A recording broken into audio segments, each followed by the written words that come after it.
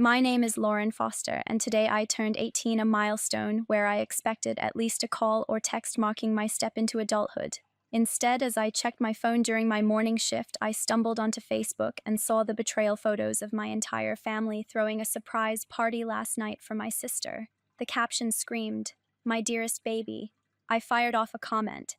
"Has that baby paid the rent yet?" My mom exploded in the replies, turning the thread into a public showdown, so I snapped taking immediate action that night. 33 missed calls flooded in, each one ramping up the chaos. Before I dive deeper into my story, I'd love to know what time you're listening and from which city. It's amazing to see how far these experiences reach. That discovery ignited everything. On what should have been my big 18th, maybe a simple dinner or acknowledgement of my independence, I sat stunned at work scrolling through 22 photos posted by my cousin Courtney at 11:45 p.m. Surprise bash for the family's favorite. I zoomed in with rising fury, mom carrying a lavish two-tier cake scripted, our pride and joy, dad who swore he couldn't make it due to overtime grinning as my sister opened a sleek jewelry box with what looked like custom earrings. My aunt who lives hours away and skipped my recent award ceremony blaming traffic posed front and center. My uncle's crew absent from my life for months laughed in the shots. Even grandmother frail and housebound had been wheeled in for the event. The details fueled the fire balloons clustered in my sister's signature teal, a banquet of gifts including the high-end phone I'd researched for my own upgrade but delayed to cover her bills. The venue grandmother's cozy Miami suburb home where I'd spent countless weekends helping with chores while my sister lounged. Timestamp on the last photo, 11:55 p.m., 5 minutes shy of my official birthday. At my retail desk, surrounded by customers, I felt the isolation peak. No team card, no boss nod, just this slap. They'd blown the $400 I sent for a family special, assuming it was for mom's milestone on her vague opportunity, hype, likely another flop audition. I hammered out heated responses but trashed them, settling on that rent jab to expose the hypocrisy. Posted, replies surged, aunt gushing, "Perfect night for our star, Courtney, wish you could have joined, but she needed this boost." No birthday shout-out, no invite query. Mom's strike. At least one child deserves the fuss. It shattered any doubt I was the afterthought. Piles more, uncles thumbs up, relatives tagging my sister for updates. Her retort to me, "Relax sis, mom's got favorites. Step up your game, LOL." The casual stab twisted, belittling my shifts, my savings, my silent bailouts. Fingers trembling, I usually back down for peace. "Not on my 18th. Replied, "Savor it while it lasts." And subtle threat, they'd brand me envious. Phone erupted Courtney first. "Lauren, happy birthday." She rushed, shocked. "You knew, of course. The party. I questioned your absence." Mom claimed work overload. Lie burned, I'd freed my calendar. That money I sent was for this. Dad pitched it as collective. "God, Lauren, that's wrong." Her upset echoed mine. Dad's text pinged, "Happy B-Day, kid. Helping your sister prep. Soon." No regret, no visit nod. Calls mounted to 33 by closing time, mom's frantic, sister's desperate, dad's sparse. A coworker spotted my tension. "Rough day," nodded, but internally the storm brewed. This 18th meant for freedom exposed the trap. I clocked out early, headed to my Coral Gables spot, a basic rental I'd hustled for. Solo, I dissected photos again, cake $300. Easy, necklace pricier. Realization hit peak, no more enabling. Action time. The sting of that party post burned, but it wasn't new. It just laid bare a pattern carved deep from childhood in our Miami suburb. I was the responsible one, always picking up the pieces while my sister got the spotlight for existing. At 8, I begged for a simple birthday, picturing a backyard barbecue with school friends and balloons. Days before, my sister Jennifer Foster whined for a dance class. My birthday money, $200 saved from chores, went to her lessons. Mom promised we'd celebrate later, but that plan vanished like Dad's visits after their divorce when I was 12, Jennifer 9. The split tore through our house like a summer storm. Dad Paul Foster packed for a downtown condo, his weekend promises fading to occasional calls by my 13th birthday. Mom Michelle Foster battled anxiety, leaving me to fill the gaps. I cooked pasta dinners, balanced her checkbook, chased Jennifer to finish math homework while she slammed doors, yelling I'd ruined her life by taking Dad's side. Mom's response was to buy Jennifer new sneakers or take her to the mall to ease her moods. When I asked why Jennifer got a pass, Mom sighed, "She's sensitive, Lauren. You're the rock, you handle things." By 14, I was pulling straight A's, running track for school, and working weekend shifts at a smoothie shop to stash college funds. My first track medal, a silver in regionals, landed the same afternoon as Jennifer's school play audition. I stood alone at the award stand, scanning the crowd for family. They were at her audition, cheering her bit part in a cancelled show. That night they brought home ice cream to celebrate her effort. Dad's voice crackled over the phone. "We're proud of you too, kid, but Jennifer needs encouragement more." It kept going.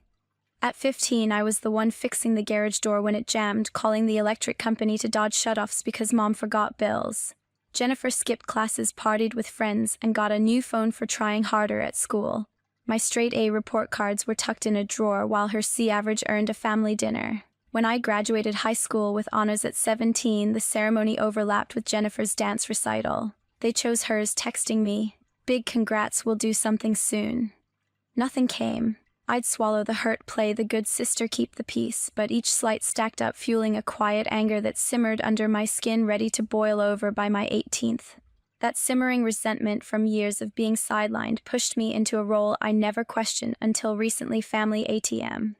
By 16, I was working full-time summer shifts as a sales associate at a Miami retail chain, juggling community college classes for a business degree. I'd moved into a cramped Coral Gables studio, scraping by on wages to cover rent and loans. Meanwhile, my sister Jennifer was 14, living with Mom, and already racking up expenses she couldn't handle. When she begged for help with her first apartment deposit at 15, claiming it'd help her focus on school, I sent $600 against my gut. Mom called it a rare moment of sisterly support, unaware it was just the start. For 2 years, I funneled money to Jennifer, $15,000. Total $400 to $600 monthly for her rent, utilities, even car repairs when she got a beat-up sedan. I set up direct payments to her landlord, Mr. Whitaker, after he called me about her missed months. She never knew I covered half her rent, and I stayed silent at family dinners while she moaned about tight budgets. She'd spin tales of retail promotions or big auditions, and Mom and Dad would beam planning dinners to celebrate her hustle. My own milestones: graduating community college early, landing a steady retail job, got passing nods, maybe a quick text. "Good job, Lauren, keep it up." Last Christmas, Jennifer announced a fake promotion at her clothing store job.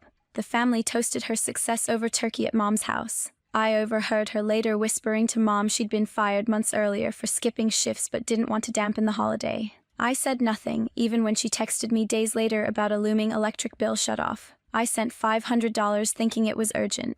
My 17th birthday passed with a single message from Mom: "Happy birthday, helping Jennifer with applications, call soon." No call came. I spent it alone, ordering takeout, telling myself it didn't sting. A month before my 18th, Dad asked for $400 toward a family surprise. He kept it vague, said it was for something meaningful we'd all share. I wired the money, assuming it was for Mom's upcoming anniversary. I'd been quietly proud, thinking I was part of something uniting us. But the truth was uglier. Those dollars funded Jennifer's party for a non-existent audition, while my birthday got nothing. What shifted the scales was a conversation with my coworker Brandon Patel. We'd started at the store together, bonding over late shifts and customer complaints. Over time, he became a friend. Then something closer: coffee runs turned into late-night talks, a spark forming. After the party post, I spilled everything to him over coffee at a diner near work. My hands shook as I showed him the photos, the comments, the dismissal. "Lauren, you're exhausted," he said, voice steady. "You're pouring money and energy into someone who lies while your family applauds it. You're not their bank, wake up." His bluntness hit hard like a mirror to my enabling. I started noticing Jennifer's patterns clearer. I'd helped set up her email for job applications, so I still had access. A quick check showed warnings from her store manager, tardiness, attitude issues, then a termination notice 6 months back. She'd been jobless since, spending my money on weekend getaways and designer bags, posting about them with vague captions like, "Living my best life." Meanwhile, Mom and Dad threw that party for her big audition, never questioning her story. My role as the invisible supporter felt heavier, my own life shrinking to cover her lies. That night at the diner, Brandon leaned in. "You deserve better than being their safety net." His words lit a spark. I wasn't just angry, I was done playing the fool. Brandon's words at the diner flipped a switch. I was done being the fool, but exposing the truth meant digging deeper than ever. That night, alone in my Coral Gables studio, I reopened the Facebook album on my laptop, each photo slicing sharper as I pieced together the betrayal. The cake, $300 minimum from that boutique bakery Mom called a splurge. Decorations, teal balloons. Custom banners, fairy lights, easily $200. Gifts piled high, a designer necklace in a velvet box, a new phone, the exact model I'd been eyeing for work but couldn't justify. The banner read, "Proud of you forever," hung where my high school art once sat. My $400 sent for a supposed family milestone had bankrolled this celebration for Jennifer's fake audition. I needed proof to unravel her lies. Since I'd helped set up her email for job applications, I still had access. Logging in felt like crossing a line, but Brandon had texted tips earlier, simple steps to check without tripping alerts. I scrolled through months of messages hot syncing. A termination notice from her clothing store job dated 6 months back cited chronic lateness and customer complaints. Another email warned of utility shutoffs, balance over $500 despite my recent transfers for her bills. She'd been jobless, spending my money on trips to Key West and flashy purchases posted online with captions like, "Treating myself." I cross-checked bank records on my app, pulling up every transfer, $15,000 over 2 years, monthly payments of $400 to $600 for her rent, utilities, car fixes. Text from Mr. Whitaker, her landlord, confirmed she'd missed payments before I stepped in. Screenshots of the party comments, "Moms, some daughters are worth the celebration," Jennifer's "chill sis, step up your game," burned into my memory. Each piece built a case undeniable and airtight. Friday night, I spent 3 hours at my desk, laptop glowing, coffee cold. I compiled everything into a single file: bank statements, termination email, utility notices, Facebook screenshots. Brandon called to check in. "You sure about this?" he asked, voice calm but probing. "It'll blow up your family." I hesitated, fingers hovering over the keyboard. Years of keeping peace, swallowing slights flashed through my mind. Mom's excuses, Dad's absence, Jennifer's smirks. What if they turned on me, called me cruel? Brandon cut through. "You're not the villain for wanting respect. They've taken enough." His push steadied me. I wasn't just exposing Jennifer, I was reclaiming my life. The plan took shape. First, I logged into my bank app and canceled the auto transfer to Mr. Whitaker, $600 set for Monday. Done. Second, I drafted an email to him. "Dear Mr. Whitaker, I'm halting payments for Jennifer Foster's rent effective immediately. For 2 years, I've covered her costs without progress towards self-sufficiency. Please contact her directly moving forward. Thank you, Lauren Foster." Sent without a second thought. Third, the big move. An email to Mom and Dad, Jennifer CC'd. "I've supported this family for years, financially and silently, while you've ignored me and celebrated Jennifer's lies. My money funded her party, not a family event. I've sent $15,000 to keep her afloat while she's been jobless for 6 months, misusing funds. Attached is proof. This ends now, I'm done. Respect my choice. Lauren." My cursor lingered over the send button. This would torch bridges, anger, accusations, maybe permanent rifts. Mom would call me selfish. Dad would push compromise. Jennifer would play victim. But the weight of their dismissal, stacked against my years of giving, tipped the scale. Brandon's text pinged. "You got this. You're worth more." I exhaled, clicked send, and shut my laptop. The fallout could wait. For the first time, I felt a flicker of freedom, like I'd cracked open a door to a life not defined by their needs. Whatever came next, I was ready to face it head on. Clicking send that night felt final, like slamming a door I'd held open too long. Saturday morning, I woke to my phone buzzing, texts, voicemails, emails piling up. Mr. Whitaker had called Jennifer about the canceled payment, and my email to Mom and Dad had landed like a grenade. By noon, 12 missed calls from Mom, 9 from Jennifer, 5 from Dad. Texts ranged from pleas to accusations. "Lauren, fix this now," from Jennifer. "This is cruel," from Mom. I ignored them, heading to my retail shift, focusing on folding shirts to stay grounded. At work, my phone vibrated nonstop. Mom's voicemail, "Lauren Foster, this is unacceptable. Your sister's in tears. You're risking her home over jealousy. Call me." Dad's "let's talk sense," cutting her off, is too harsh. I deleted them, but the pressure built. Around 3 p.m., Jennifer stormed into the store. Mascara streaking, voice loud enough to turn heads. "You're ruining my life," she yelled. Customers, glancing, colleagues, whispering behind counters.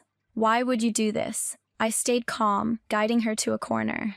"Jennifer, you've been jobless 6 months, spending my money on trips. Those are your choices." She sobbed louder. "You're heartless." My manager shot me a look, but I kept steady, escorting her out. "Handle this outside work," I said, voice firm despite my shaking hands. Back home, the chaos escalated. Aunt Julie emailed, "Family loyalty matters. Lauren, rethink this." Grandmother's voicemail trembled. Your grandfather would be ashamed. Courtney texted, I saw the email. Didn't know you paid so much. Why didn't you say? I didn't reply, but her message felt like a crack of light. By Monday, Jennifer's landlord emailed me a final notice eviction proceedings unless paid in 3 days. Then Mom called, voice sharp, you've gone too far. Reinstate the payments now. I held firm. Mom, she lied about her job and misused my money. I'm done. She was going to tell us. Mom snapped. You're too sensitive. I hung up, heart pounding, but resolve intact.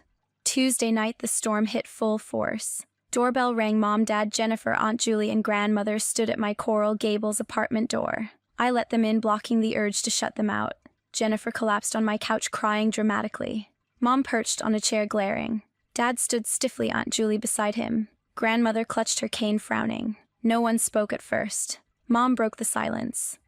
This vendetta ends now, Lauren. Be the bigger person. Help your sister. It's not a vendetta, I said, voice steady. It's stopping a cycle where I give and you ignore.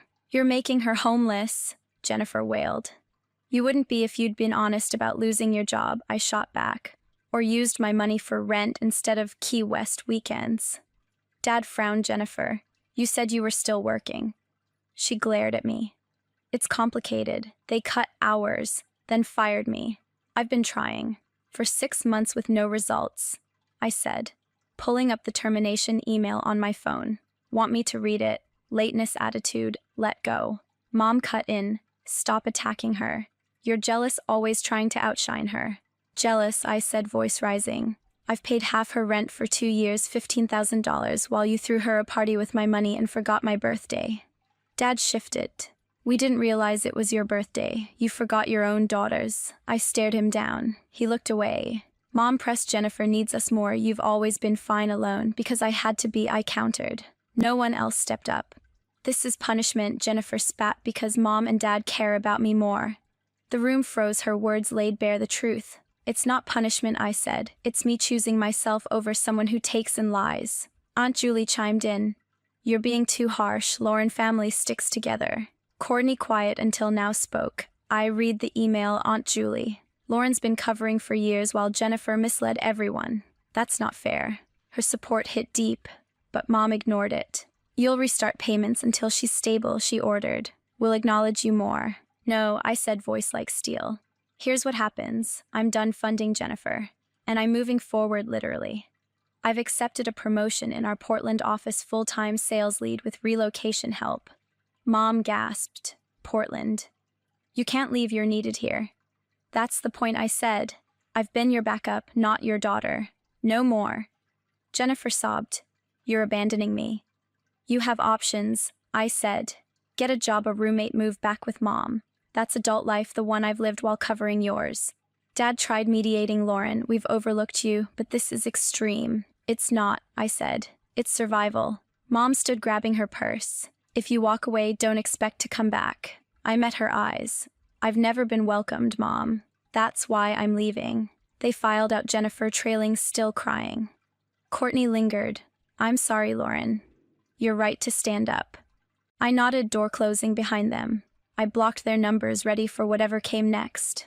Portland was my new start, no turning back. 6 months later, I stood at the window of my cozy Pearl District apartment in Portland, watching rain streak across the city's skyline. The move for my senior sales lead role came with a fresh start, new colleagues, a vibrant neighborhood of coffee shops and galleries, dinners with Brandon, who'd become my anchor. I'd blocked Mom, Dad, Jennifer, Aunt Julie, everyone but Courtney. No calls, no texts, no updates. I didn't check their social media or ask about them. The silence was my freedom, but it carried a lingering ache, like a bruise that fades but doesn't vanish. Courtney messaged once, 3 months, and Jennifer got a barista job, shares a place now. She's struggling but managing. I read it, felt nothing, didn't reply. My focus was here, building a life where I wasn't the family's safety net. My apartment's small, but mine had a view of Mount Hood on clear days. Work challenged me with projects I led, not just supported. Brandon and new friends filled my evenings, their laughter a reminder I could be seen for me, not my sacrifices. Looking back, I've learned 3 things. First, self-worth trumps toxic family ties. I used to think love meant giving endlessly, but cutting them off taught me I'm worth more than their dismissal. Second, setting boundaries forces growth, not just for me but for Jennifer. She's learning to stand alone, something I enabled too long. Third spot, manipulation, early favoritism, financial abuse, excuses for one sibling over another.